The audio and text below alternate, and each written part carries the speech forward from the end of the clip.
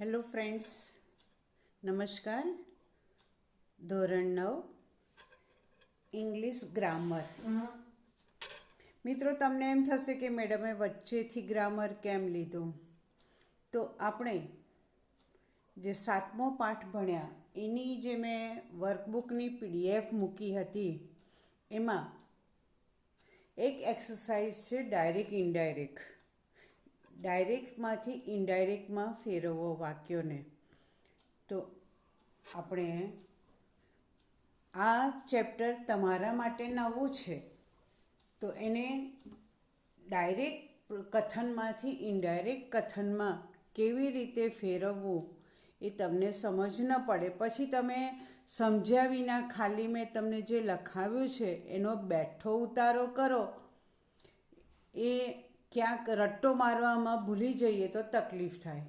એટલે એ મેં PDFમાં એક્સરસાઇઝ તો મૂકી દીધી છે, પણ એને આપણે ગ્રામરના ચેપ્ટર 11માં ભણી લઈએ એટલે આપણને ખૂબ સારી રીતે સમજાઈ જશે. અને મિત્રો, એવું નથી કે આ 9મા જ ધોરણમાં, 9મામાં, 10મામાં, 11મામાં, 12મામાં, કોલેજમાં પણ આવશો ને તમારે જો કમ્પલસરી ઇંગ્લિશનો સબ્જેક્ટ હશે તો ત્યાં પણ આવશે. એટલે આ કાયમ માટેનું છે, ગ્રામર જ્યાં સુધી ભણીશું ત્યાં સુધી.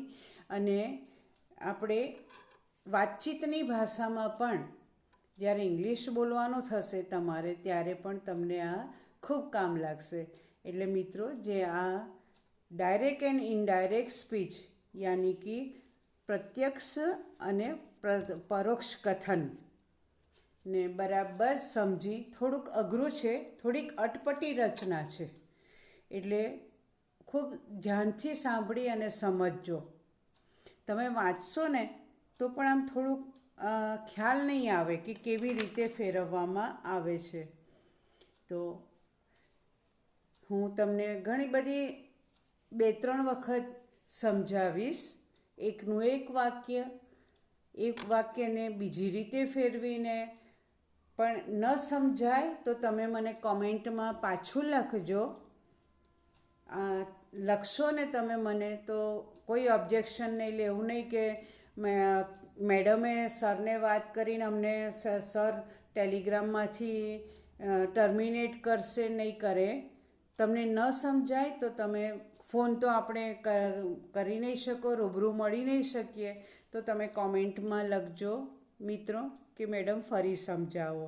ઓકે, તો let's go on chapter 11th. ગ્રામરનો 11મો ચેપ્ટર શીખીએ, ડાયરેક્ટ એન્ડ ઇનડાયરેક્ટ સ્પીચ. તો ડાયરેક્ટ સ્પીચ એટલે કે બે વ્યક્તિઓ વચ્ચે જે સંવાદ થાય, એ સંવાદ, એક વ્યક્તિ જે બોલે એને ડાયરેક્ટ સ્પીચ કહેવાય. અને એ જ વાતને એ બીજા કોઈ વ્યક્તિને જ્યારે કહેવામાં આવે તો વાક્યનો ભાવાર્થ તેનો તે જ રહે, પણ આપણે જે બોલ્યા એ જ વાતને ભાવાર્થ એનો એ જ રાખીને ત્રીજી વ્યક્તિને જ્યારે કંઈ સંભળાવવામાં આવે છે ત્યારે એનો વાક્યનો અર્થ નથી બદલાતો, પરંતુ વાક્યની પેટર્ન બદલાય છે. હું તમને ગુજરાતીમાં ઉદાહરણ આપું. શિક્ષકે કહ્યું, કાલે શાળામાં પ્રોજેક્ટ લાવવાનો રહેશે. બરાબર? શિક્ષકે કહ્યું, એ શું થયું? બોલનાર વ્યક્તિ થયા. અને જે કાલે શાળામાં પ્રોજેક્ટ લાવવાનો રહેશે એને અવતરણ ચિહ્નમાં મૂકવામાં આવ્યા, કારણ કે શિક્ષક પોતે બોલ્યા છે, એ શિક્ષકનું પોતાનું બોલાયેલું કથન છે, માટે એને અવતરણ ચિહ્નમાં મૂકવામાં આવે છે. અને એ જ વાક્ય જે વિદ્યાર્થી ગેરહાજર છે એને તમારામાંથી કોઈ એક વિદ્યાર્થીએ એ ગેરહાજર વ્યક્તિને જઈને કહ્યું કે આજે તો આપણી શાળામાં શિક્ષકે કહ્યું કે, આવતીકાલે શાળામાં પ્રોજેક્ટ લાવવાનો રહેશે. કહ્યું કે મૂકી અને જે અલ્પવિરામ હતું અને અવતરણ ચિહ્નો કાઢી નાખ્યા. કારણ કે એ શિક્ષકને નું બોલાયેલું વાક્ય એ ત્રીજી વ્યક્તિને કહેવામાં આવ્યું, એટલે એને શું કહેવાય? પરોક્ષ કથન કહેવામાં આવે છે. સમજ પડી મિત્રો? એટલે કે પ્રત્યક્ષ જે કથન છે એને ત્રીજી વ્યક્તિને જ્યારે કહેવાનું અથવા કહેવામાં આવે છે અથવા કહી સંભળાવવામાં આવે છે, ત્યારે એ જ વાક્યમાં કોઈ પણ જાતનો અર્થ બદલાયા વિના વાક્યનો ભાવાર્થ તેનો તે જ રહે અને એને પરોક્ષ કથન કહેવામાં આવે છે. આ ડાયરેક્ટ એન્ડ ઇનડાયરેક્ટ સ્પીચ, પ્રત્યક્ષ કથન અને પરોક્ષ કથન. હવે એમાં વાક્યને આવી રીતે પ્રત્યક્ષમાંથી પરોક્ષમાં ફેરફાર કરતાં કયા પ્રકારના ફેરફાર થાય છે એની પહેલાં આપણે વાક્યના પ્રકાર આપણે સમજી લઈએ. તો વાક્યના 4 પ્રકાર છે. એસરેટિવ સેન્ટન્સ યાની કે વિધાન વાક્ય, અને આપણે જે ગુજરાતીમાં વિધાન વાક્ય અથવા સાદું વાક્ય કહીએ છીએ, હકારાત્મક વાક્ય કહીએ છીએ તે. બીજું છે ઇન્ટરોગેટિવ સેન્ટન્સ. ઇન્ટરોગેટિવમાં પ્રશ્નાર્થ વાક્ય હોય. પ્રશ્નાર્થ વાક્યમાં WH વાળા શબ્દોથી પ્રશ્ન પૂછવામાં આવે છે. તો આવા WH વાળા શબ્દોથી પ્રશ્ન પૂછવામાં આવે ત્યારે શું ફેરફાર થાય છે તે. અને ત્રીજો પ્રકાર છે વાક્યનો ઇમ્પરેટિવ સેન્ટન્સ યાની કે આજ્ઞાર્થ વાક્ય. આજ્ઞાર્થ વાક્ય એમાં કોઈ બંને પ્રકારનું હોઈ શકે, નેગેટિવ પણ હોઈ શકે અને પોઝિટિવ એટલે હકારાત્મક પણ હોય અને નેગેટિવ વાક્ય પણ હોય. તો આ બધા વાક્યોમાં ફેરફાર કેવી રીતે થાય છે વાક્યના પ્રકાર સમજીશું ત્યારે. પણ પહેલાં ફક્ત 4 પ્રકારના વાક્યો હોય છે એ સમજીએ. અને ચોથો પ્રકાર છે વાક્યનો એક્સક્લેમેટરી સેન્ટન્સ યાની ઉદ્ગાર વાક્ય.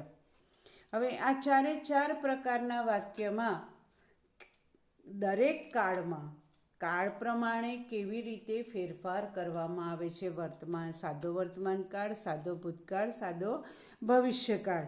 તો કાળ પ્રમાણે આ 4 પ્રકારના વાક્યમાં કેવી રીતે ફેરફાર કરવામાં આવે છે તે વારાફરતી આપણે જોઈશું.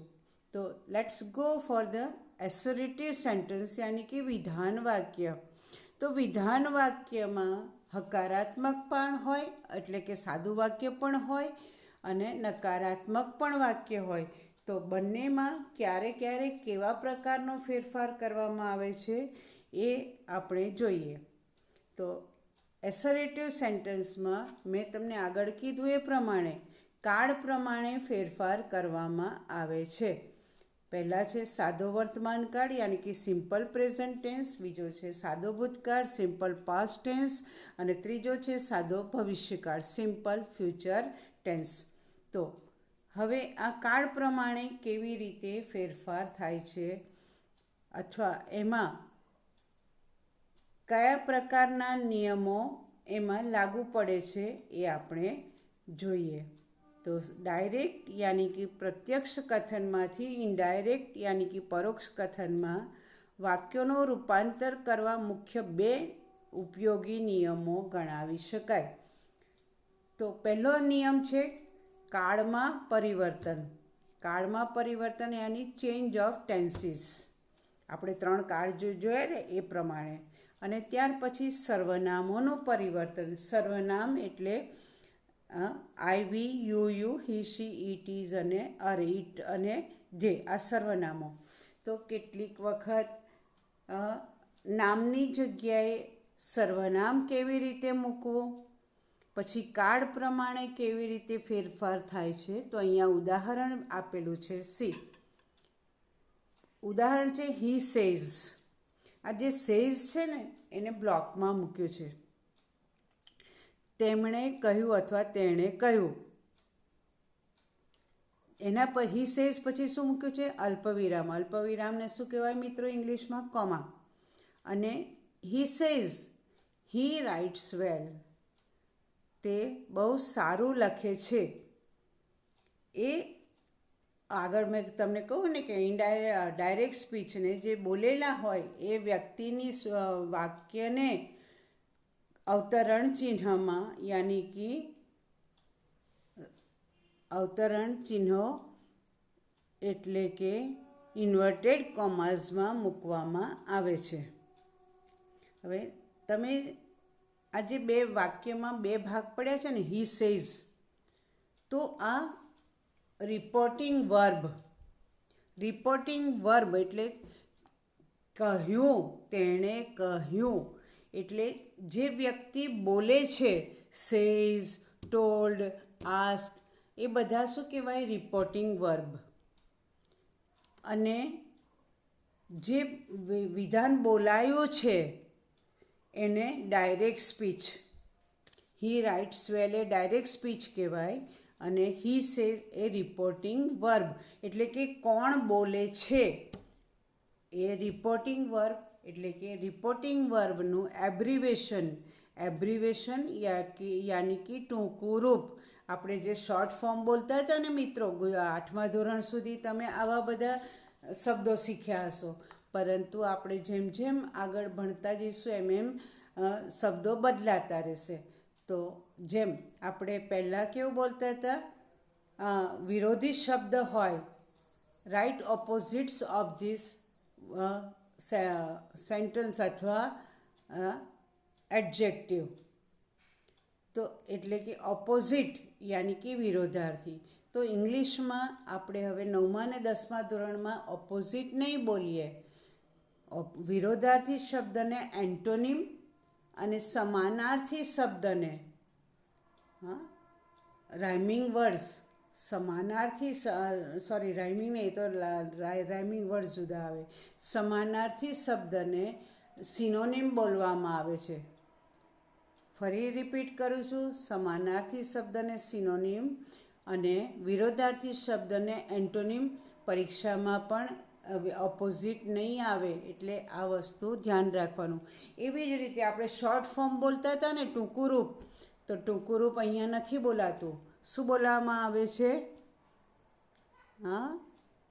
એબ્રિવેશન. શું બોલવામાં આવે છે? એબ્રિવેશન યાની કે ટૂંકું રૂપ. તો રિપોર્ટિંગ વર્બનું ટૂંકું રૂપ, પહેલો અક્ષર રિપોર્ટિંગનો આર અને વર્બનો વી, એટલે આરવી એટલે બોલનાર વ્યક્તિ. અને ડાયરેક્ટ સ્પીચ એનો પહેલો ડાયરેક્ટનો ડી અને સ્પીચનો એસ લઈને ડીએસ. એટલે હવે જ્યારે હું આરવી બોલું દેટ મીન્સ સમજી લેવાનું રિપોર્ટિંગ વર્બ, અને ડીએસ બોલું દેટ મીન્સ ડાયરેક્ટ સ્પીચ. આમ હવે ડાયરેક્ટમાંથી ઇનડાયરેક્ટમાં ફેરવતા નીચે શું ફેરફાર થશે? તો he says that he writes well. આ મેં ડાયરેક્ટ સ્પીચમાંથી ઇનડાયરેક્ટમાં ફેરવ્યું. શું ફેરવ્યું? He says that he writes well. હવે સેઝ પછી મેં ધેટ મૂક્યું અને હી રાઇટ્સ વેલ, તો અવતરણ ચિહ્નો નીકળી જશે. હવે બીજું એક વસ્તુ ધ્યાન રાખવાનું કે જ્યારે ડાયરેક્ટ સ્પીચમાં ક્રિયાપદ, આરવીનો જે ક્રિયાપદ છે સેઝ, કયા કાળમાં છે મિત્રો? વર્તમાન કાળમાં, સાદા વર્તમાન કાળમાં. અને ડીએસનું ક્રિયાપદ કયું છે? રાઇટ્સ. આરવીનું સેઝ અને ડીએસનું રાઇટ્સ બંને કયા કાળમાં છે? સાદા વર્તમાન કાળમાં.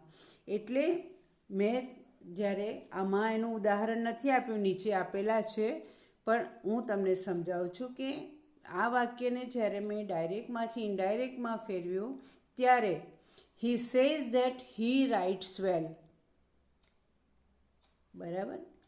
કેમ કે આરવી પણ સાદા વર્તમાન કાળમાં છે અને ડીએસ પણ સાદા વર્તમાન કાળમાં છે. એટલે બંને ક્રિયાપદ, આરવીનું ક્રિયાપદ પ્રમાણે રાઇટ્સ, ડીએસનું ક્રિયાપદ તેનું તે જ રહેશે. ફક્ત બે વાક્યને આરવી અને ડીએસને આપણે જોડતા શબ્દ ધેટથી વાક્યને જોડ્યું. હજી તમને આટલા માટે જ હું અત્યાર સુધી ગ્રામર નહોતી લેતી, કારણ કે હું બોર્ડ પર લખું ને તો જ તમને સમજાય મિત્રો, નહીં તો આ થોડું અઘરું છે. છતાં પણ હવે એનું આપણે અહીંયા આગળ નીચેનું ઉદાહરણ જોઈએ. તો એક્ઝામ્પલ છે હી સેડ, હી રાઇટ્સ વેલ. ઉપરના વાક્યમાં શું હતું? હી સેઝ, હી રાઇટ્સ વેલ. અને નીચેનું જે ઉદાહરણ છે હી સેડ, તો આરવી કયા કાળમાં છે? સેડ, શેનું? ભૂતકાળ. તો સેડ ભૂતકાળ છે અને હી રાઇટ્સ વેલ, તેમણે કહ્યું તે ખૂબ સારું લખે છે. તો જ્યારે આરવી ભૂતકાળમાં હોય અને ડીએસ સાદા વર્તમાન કાળ હોય તો આરવીના કાળ પ્રમાણે ડીએસના ક્રિયાપદના કાળને ફેરવવામાં આવે છે. તો નીચે જે વાક્ય છે ને, he said that, that A conjunction મૂક્યું છે, તેમણે કહ્યું કે અથવા તેણે કહ્યું કે. હવે સેડ છે માટે અહીંયા હી રોટ વેલ. રાઇટ્સનું શું થઈ ગયું? રોટ. કારણ કે આરવી ભૂતકાળમાં છે અને ડીએસ સાદા વર્તમાન કાળમાં છે. એટલે આરવીના કાળ પ્રમાણે ડીએસના કાળમાં ફેરફાર કરવામાં આવે છે. સમજ પડી મિત્રો? તો આપણે હવે આગળ જઈએ.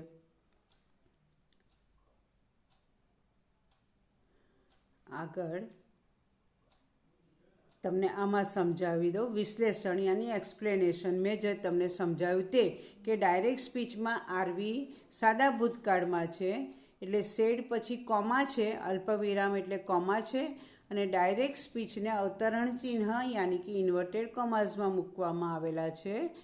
તો રાઇટ સાદા વર્તમાન કાળમાં છે, એટલે ઇન્વર્ટેડ કોમાઝ નીકળી ગયા, કોમા નીકળી ગયા, અને બે વાક્યની વચ્ચે શું મૂકવામાં આવ્યું? સંયોજક ધેટ મૂકવામાં આવ્યું. અને આરવી ભૂતકાળમાં છે એટલે ડીએસનું ક્રિયાપદ રાઇટ્સની બદલે શું મૂક્યું? રોટ ભૂતકાળમાં થઈ ગયું. એટલે આ પ્રમાણે આરવી ભૂતકાળમાં હોય અને ડીએસ જો સાદા વર્તમાન કાળ હોય તો એને આપણે સાદા ભૂતકાળમાં, ભૂતકાળના પણ કાળના 3 પ્રકાર છે: ચાલુ વર્તમાન કાળ, સાદો વર્તમાન કાળ અને પૂર્ણ વર્તમાન કાળ.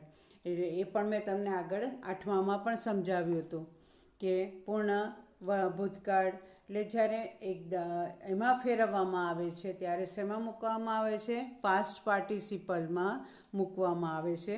એ ભૂતકાળમાં આવશે. અત્યારે આપણે સાદો વર્તમાન કાળ જ શીખીએ છીએ. ઓકે, એટલે હવે અહીંયા આપણે ટિપ્સ આપી છે કે આ કેવી રીતે બન્યું. તો આરવી જો કોઈ પણ પ્રકારના વર્તમાન કાળમાં કે કોઈ પણ ભવિષ્યકાળમાં હોય, આરવીનું ક્રિયાપદ, તો વર્તમાન કાળ અને ભવિષ્યકાળમાં હોય તો ડીએસનું જે ક્રિયાપદ છે એમાં કોઈ ફેરફાર થતો નથી, કાળ પરિવર્તન થતું નથી. અને જો આરવી ભૂતકાળમાં હોય અને ડીએસમાંનું કથન કોઈ શાશ્વત સનાતન સત્ય હોય તો એમાં ભલે આરવી ભૂતકાળમાં છે પણ જે ડીએસ છે એટલે ડાયરેક્ટ સ્પીચ એ વાળું વાક્ય જો યુનિવર્સલ ટ્રુથ એટલે કે સનાતન સત્ય હોય તો એમાં ફેરફાર થતો નથી. ઉદાહરણ તરીકે લઈએ, the teacher said. The teacher said, said શેમાં આવ્યું? ભૂતકાળમાં. The earth moves round the sun. The earth moves round the sun, પૃથ્વી સૂર્યની આસપાસ ફરે છે. હવે સૂર્ય ફરવાનો છે પૃથ્વીની આસપાસ? ના, આ વર્ષોના વર્ષો વીતી જશે પણ આ વાક્યમાં કોઈ ફેરફાર થવાનો નથી. એને શું કહેવામાં આવે છે? યુનિવર્સલ ટ્રુથ, યાની કે સનાતન સત્ય. સૂર્ય હંમેશા પૂર્વમાં ઉગે છે અને પશ્ચિમમાં આથમે છે. આ પણ વાક્ય કેવું થયું? સનાતન સત્ય. એમાં કોઈ ફેરફાર થવાનો નથી. તો ભલે the teacher said the earth moves round the sun, તો એને આપણે ફેરવીએ ઇનડાયરેક્ટ સ્પીચમાં તો the teacher said that. R V ભૂતકાળમાં છે, સેડ, તો છતાં પણ the teacher said that the earth moves round the sun, કારણ કે સનાતન સત્યવાળા વાક્યમાં આ ડીએસના ક્રિયાપદમાં કોઈ ફેરફાર થતો નથી.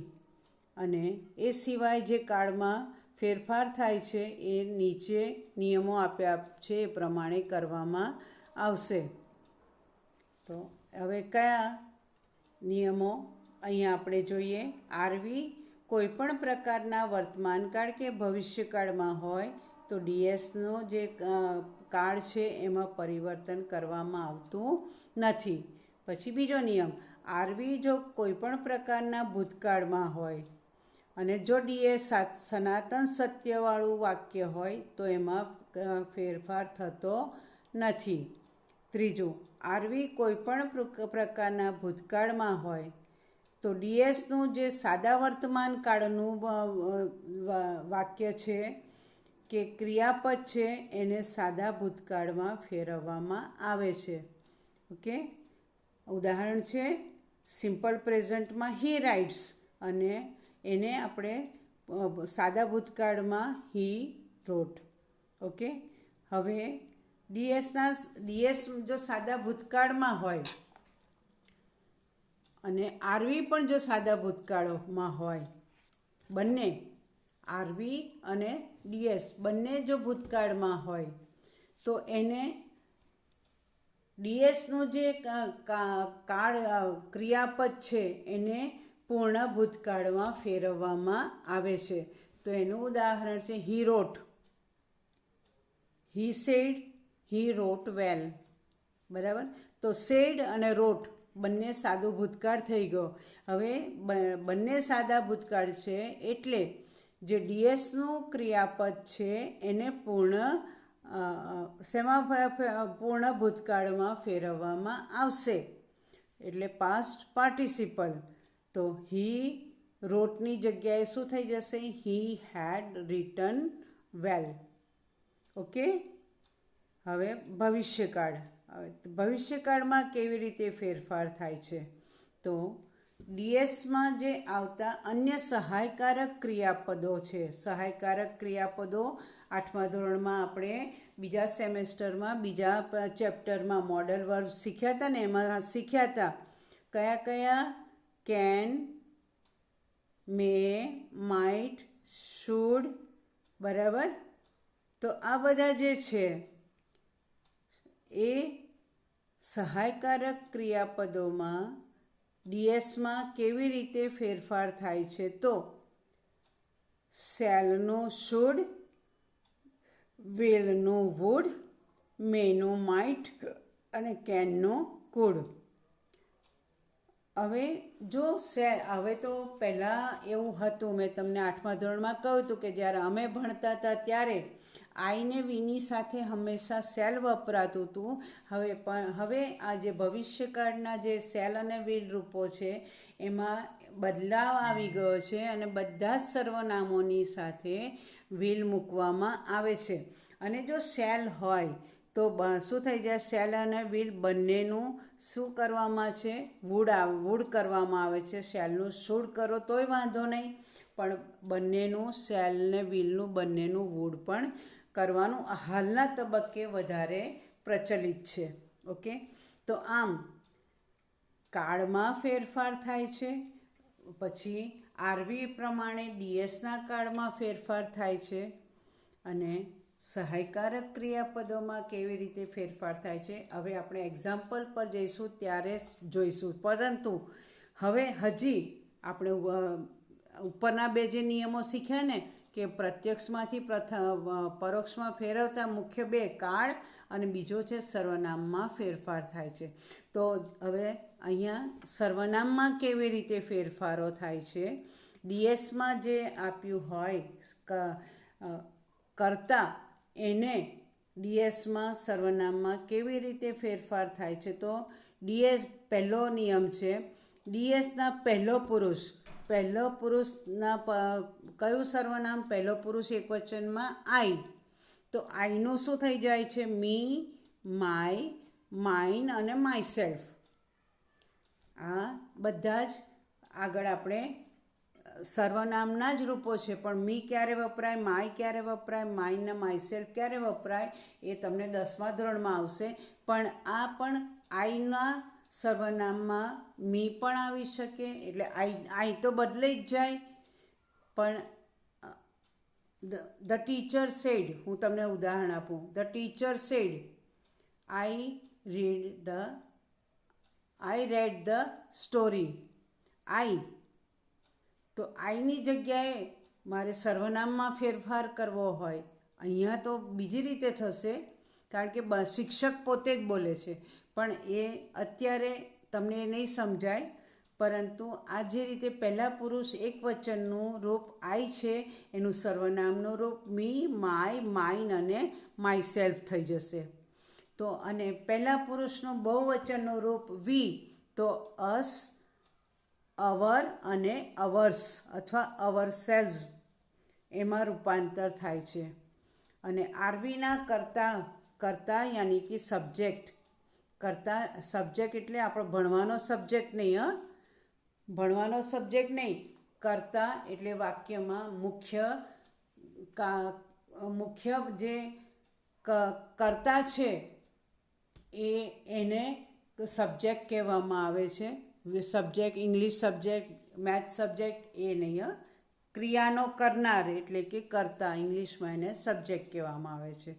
ઓકે, હવે આઈનું મી, માઇન, માય સેલ્ફ એ થાય છે, અને my. Vinu us, hour, hours અને અવર સેલ્સ. હવે બીજા પુરુષમાં ડીએસમાં જો બીજો પુરુષ હોય તો બીજા પુરુષના સર્વનામમાં શું મૂકવામાં આવે છે? બીજો પુરુષ બંનેમાં, એકવચન અને બહુવચન બંનેમાં યુ છે. તો યુને શું થઈ જશે? યોર્સ અને યોર સેલ્ફ. એકવચનમાં યોર સેલ્ફ અને બહુવચનમાં યોર સેલ્વ્સ. આ રીતે આરવીના ક્રમ પ્રમાણે ઓબ્જેક્ટ એટલે કે કર્મમાં આ પ્રમાણે ફેરફાર થાય છે. હવે ત્રીજો નિયમ, ત્રીજા પુરુષમાં કેવી રીતે ફેરફાર થાય છે. તો ત્રીજા પુરુષમાં ત્રીજા પુરુષ એકવચનમાં હી, શી અને ઇટ. તો હીનું શું થઈ જશે? Him, his, himself. શીનું સી, હર, હર્સ અને હરસેલ્ફ. ઇટનું ઇટ્સ, ઇટસેલ્ફ. અને ધેનું ધેમ, ધેર અને ધેર્સ, ધેમસેલ્વ્સ. આનું રૂપાંતર થતું નથી. ઓકે, તો હવે નીચે જે છે એ પ્રમાણે આપણે યાદ રાખવાનું છે. ટેબલ કોઠા પ્રમાણે પહેલા પર્સનમાં આઈને વી બંનેમાં સબ્જેક્ટ યાની કે કર્તા પ્રમાણે, સેકન્ડ પર્સનમાં ઓબ્જેક્ટ યાની કે કર્મ પ્રમાણે હું તમને વાક્યમાં આગળ સમજાવીશ કે કર્મ અને કર્તા કોણ, ઉદાહરણ આવશે ત્યારે. હવે ત્રીજા પર્સનમાં તો કોઈ ચેન્જ થતો નથી. હવે અહીંયા સિમ્પલ પ્રેઝન્ટ ટેન્સ, સાદા વર્તમાન કાળમાં કેવી રીતે ફેરફાર થાય છે એના ઉદાહરણો જોઈએ. રવિ સેઝ, રવિએ કહ્યું. સેઝ એ શું થયું? R V reporting verb. અને સેઝ કયા કાળમાં છે? સાદા વર્તમાન કાળમાં. Ravi says Mona teaches English. Mona teaches English એટલે મોના કોણ છે? ત્રીજો પુરુષ. બે વ્યક્તિ વાત કરે છે, એમાં તો છે નહીં કોઈ. મોના ટીચીસ ઇંગ્લિશ. ટીચીસ એ શેનું વર્બ છે? ડાયરેક્ટ સ્પીચનું વર્બ છે. એટલે સબ્જેક્ટ પ્રમાણે અહીંયા ચેન્જ થાય છે. તો સબ્જેક્ટ થર્ડ પર્સન છે. મોના કોણ છે? Third person. એટલે ત્યાં તો મોનાનું મોના જ રહેશે. આપણે આગળ જોયું ને કે થર્ડ પર્સનમાં કોઈ પણ પ્રકારનો એમાં કર્મમાં ફેરફાર થતો નથી. Ravi says that. હવે એનું ડાયરેક્ટમાંથી ઇનડાયરેક્ટમાં ફેરવતા Ravi says that Mona teaches English. Mona કોણ છે? જે બે વ્યક્તિ વાત કરે છે એમાંનું તો કોઈ જ નથી. એટલે મોના થર્ડ પર્સન થઈ ગઈ. એટલે મોનાનું મોના જ રહેશે, સી રહેશે, થશે નહીં. ઓકે. હવે બીજું વાક્ય. He said the earth moves round the sun. હવે હી સેડ. સેડ એ આર વિશેમાં છે, ભૂતકાળમાં છે, પાસ્ટ ટેન્સમાં છે. અને જે ડીએસવાળું વાક્ય છે એ સનાતન સત્ય યાની કે યુનિવર્સલ ટ્રુથ છે. એટલે શું થશે? He said that the earth moves round the સન. આ સનાતન સત્ય અથવા શાશ્વત સત્ય છે. એટલે આ વાક્યના કાળમાં કોઈ ફેરફાર થશે નહીં. હવે ત્રીજું વાક્ય જોઈએ. He says I sing songs. He says તેણે કહ્યું હું ગીત ગાઉં છું, ગીતો ગાઉં છું. આ તો બંને કોણ છે? પોતે જ બોલે છે. એટલે ડીએસનો જે પહેલો પુરુષ આઈ છે એ કોના માટે છે? He says. જે વ્યક્તિ બોલે છે એના જ માટે છે. એટલે હી સેઝ ધેટ. હી આઈની જગ્યાએ શું થઈ ગયું? આઈ કોણ છે? કર્તા, સબ્જેક્ટ છે.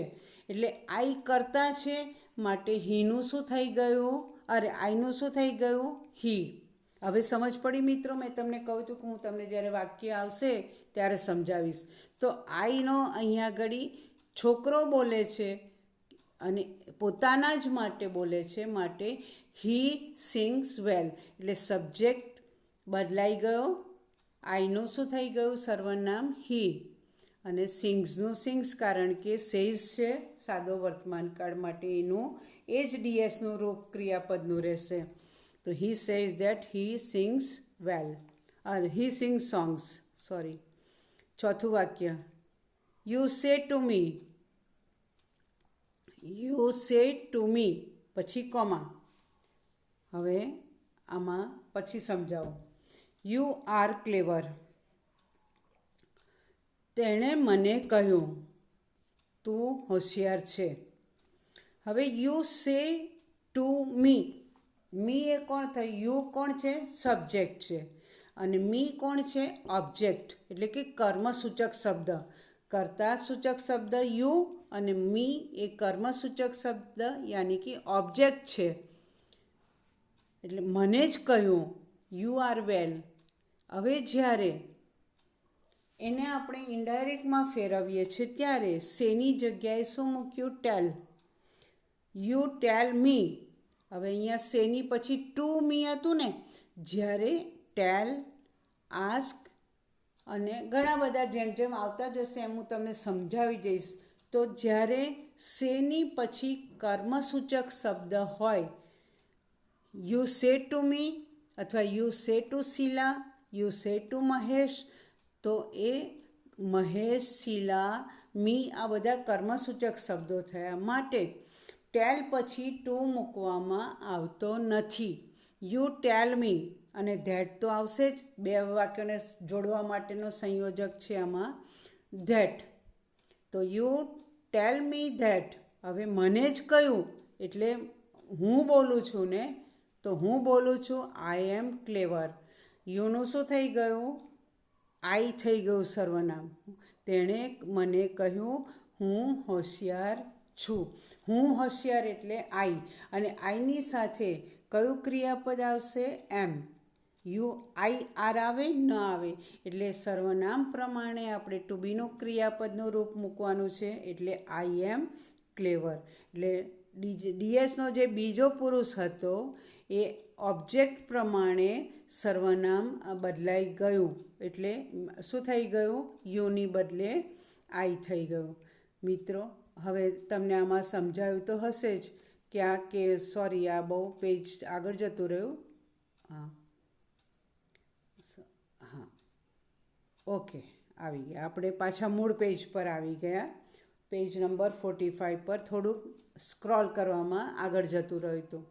તો હવે આપણે આ જે શીખ્યા એમાં સમરી એટલે શું આપણે એનો નિચોડ કાઢવાનું, શું યાદ રાખવાનું છે? તો ઉપરના જે વાક્યો છે એમાં સાદો વર્તમાનકાળ, શાશ્વત સત્ય અને પર્સનલ પ્રોનાઉન એટલે કે યુનું શું થઈ ગયું? આઈ થઈ ગયું.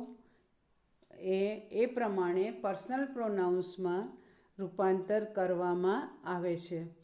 ત્યાર પછી વાક્યમાં સે ક્રિયાપદ પછી મેં આગળ કહ્યું હતું ને એમ, સે પછી to me, to her, to him, to Sheela, to Geeta, તો એ બધા કર્મ કહેવાય. તો વાક્યમાં સે ક્રિયાપદ પછી જો કર્મ યાની કે ઓબ્જેક્ટ હોય તો સે પછી ટુ પ્રેપોઝિશન આવતું નથી. જેમ ટેલ મી લખ્યું ને આપણે એવી રીતે. ત્રીજો નિયમ શું છે યાદ રાખવાનો? ડીએસમાં સે પછી કર્મ આવેલું હોય તો ઇનડાયરેક્ટ કરતી વેળાએ સેને બદલે શું મૂકવામાં આવે છે? ટેલ. અને ટેલ પછી જે કાળ હોય એ પ્રમાણે આપણે મૂકવામાં એનું ડીએસનું ક્રિયાપદમાં ફેરફાર થાય છે. ચોથો નિયમ છે સે ક્રિયાપદ સકર્મક હોવા છતાં, સકર્મક એટલે કર્મ સહિત, to her, to me, to him, to Sheela, to Rajesh, તો આ બધા સકર્મક, સે પછી સકર્મક ક્રિયાપદ છે. પરંતુ ઓબ્જેક્ટ વિના પણ આવી શકે છે. પણ એના માટે ટેલ માટે કર્મ હોવું જરૂરી છે. સે માટે જરૂરી નથી, પણ ટેલ મૂકવું હોય તો એના માટે ટેલ પછી કર્મ હોવું જ જોઈએ. તો સેનો ફેરફાર ટેલમાં કરવામાં આવે છે. જો કર્મ હોય તો, નહીં તો કરવામાં આવતો નથી. તો અહીંયા હી ટેલ્સ એ વાક્ય ખોટું છે. એ આરવી ખોટું છે, કારણ કે હી ટેલ્સ પછી કોઈ to Sita, to Rohit, to him, to me, to her એવું નથી. ટુ ધેમ, ટુ યુ એ નથી. માટે ઉપર જે હી ટેલ્સ છે એ ખોટું છે આરવી, અને હી ટેલ્સ મી એ સાચું, કારણ કે મી એ શું છે? કર્મ છે. હી સેઝ એ વાક્ય સાચું છે, એટલે કારણ કે એમાં સે પછી કર્મ હોય તો પણ ચાલે, ન હોય તો પણ ચાલે. હી સેઝ ટુ મી એ પણ સાચું છે. જેમ આપણે ઉપર જોયું ને કે સેની પછી કર્મ હોય તો પણ ચાલે, કર્મ ન હોય સે પછી તો પણ આપણે એ મૂકી શકીએ છીએ હી સેઝ ટુ મી. અને હી સેડ હિમ, શેનું ભૂતકાળ થઈ ગયું, તો હી સેડ હિમ એ વાક્ય એ ખોટું છે આરવી, કારણ કે સેડ ભૂતકાળનો રૂપ છે, શેનું ભૂતકાળ છે, માટે હી સેડ ટુ હિમ હોવું જોઈએ. હવે ટેલ ક્રિયાપદ સાથે ટુ પ્રેપોઝિશન વપરાય નહીં. ટેલ પર to me, tell to him, tell to Gita, tell પછી ટુ નથી, સીધો જ કર્મસૂચક શબ્દ મૂકી દેવાનો ટેલના પછી. અહીંયા ઉદાહરણ છે he says to me you are great. તો હી ટેલ્સ ટુ મી મૂક્યું છે અહીંયા ઉદાહરણમાં? ના મિત્રો, હી ટેલ્સ મી ધેટ યુની જગ્યાએ શું થઈ ગયું? મને જ કીધું એટલે આઈ એમ ગ્રેટ. મિત્રો, આપણે આટલું જ આજે શીખીશું સિમ્પલ પ્રેઝન્ટ ટેન્સને એસરેટિવ સેન્ટેન્સમાં કેવી રીતે ફેરફાર કરવામાં આવે છે. એટલું શીખ્યા તો એ પ્રમાણે તમે સ્વાધ્યાય પોથીની આપણી જે એક્સરસાઇઝ છે એમાં જો સમજ પડે તો મિત્રો થોડુંક કેવી રીતે મેડમે એમાં ડાયરેક્ટમાંથી ઇનડાયરેક્ટમાં ફેરવ્યું છે એને ખૂબ ધ્યાનથી જોજો તો તમને ખબર પડશે. હજી બીજા ઉદાહરણો તો બહુ બધી વાર છે ઉદાહરણો પર જવા. હજી તો આપણે સિમ્પલ પાસ્ટ ટેન્સ શીખવાનો છે, ત્યાર પછી વાક્યના બીજા પ્રકાર પર જવાનું છે, ફ્યુચર ટેન્સ જોવાનું છે એટલે ભવિષ્યકાળ, ત્યાર પછી ઇન્ટરોગેટિવ, ત્યાર પછી ઇમ્પરેટિવ અને ત્યાર પછી એક્સક્લેમેટરી. ચેપ્ટર થોડુંક લેન્ધી પણ છે અને થોડું મોનોટોનસ પણ છે અને થોડુંક તમને નવું અને અઘરું લાગશે. પણ એક વખત આવડી જશે ને પછી મિત્રો બહુ સહેલું લાગશે. એટલે બરાબર ધ્યાનથી હું જે બોલું છું એને સાંભળજો. ન સમજાય તો ફરી કહેજો, હું ફરી શીખવાડીશ. પણ ખોટું શીખતા નહીં, કારણ કે હવે આ 5મા ધોરણથી હું તમને કહેતી આવી છું કે જેમ તમે આગળ જશો એમ વ્યાકરણ થોડું અઘરું આવતું જશે. અને 9મામાં આ જ ચેપ્ટર 9મામાંય છે ને આ જ ચેપ્ટર 12મામાંય આવશે. તો એમાં થોડા વધારે પડતા નિયમો આવશે. એટલે અહીંયા જો નિયમો બરાબર નહીં સમજ્યા હોય, પાયો જ જો તમારો ડગુમગું થશે તો પછી આપણી શું થઈ જશે, ઇમારત પડી જાય. એટલે બરાબર સમજી લેજો. હવે મિત્રો, તમને જો સમજ પડે તો ફરી કહું છું કે વર્કબુકની જે એક્સરસાઇઝ છે એને ધ્યાનથી વાંચશો તો ખબર પડશે કે મેડમે કેવી રીતે ફેરફાર કર્યા છે ડાયરેક્ટમાંથી ઇનડાયરેક્ટમાં ફેરવતી વખતે. So till then we are signing off friends. See you in the next video. તમને તો કહેવાનું ભૂલી જ ગઈ, 8મા અને 10માના વિડીયો મૂક્યા ને ત્યારે તો પહેલાં જ મેં એ લોકોને વિશ કરી દીધું હતું. સોરી મિત્રો. તમને પણ નવા વર્ષની ખૂબ ખૂબ ખૂબ ખૂબ શુભેચ્છા. નવું વર્ષ આપ સૌનું નિરામય, શાંતિમય, ખૂબ સુંદર વીતે. આપ સર્વે ખૂબ પ્રગતિ કરો અને સમગ્ર વિશ્વમાં સુખ શાંતિ છવાય અને કોરોના જલ્દીમાં જલ્દી પૃથ્વી પરથી એનો નાશ થાય અને પાછા આપણે હસતા રમતા પાછા આપણા ફરી મળીએ એવી શુભેચ્છા. Wish you all a very happy new year. Happy days come to you. Bye. See you in the next video. જય શ્રી કૃષ્ણ.